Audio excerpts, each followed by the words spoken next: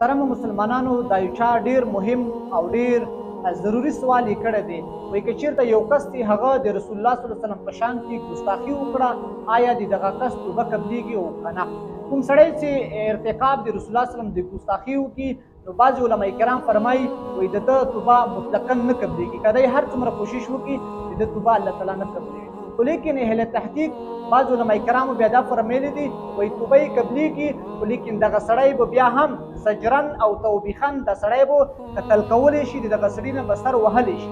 ځکه که چېرته دا سړی مو توبیخن او زجرن قتل نه کړلو نو په معاشرې کې به بیا هر سړی راپورته کېږي او د رسول الله صلی الله علیه وسلم په شان کې هغه سړی به بیا ګستاخي کوي، دا خبره به بیا ډېره عامه شي. نو دې د وجې نه دې دپاره یو قانون پکار دی چې کوم سړي د رسول الله صلی الله علیه وسلم په شان کې ګستاخي وکړه هغه د باید سرعام د ټولې دنیا په مخامخ د هغه سړي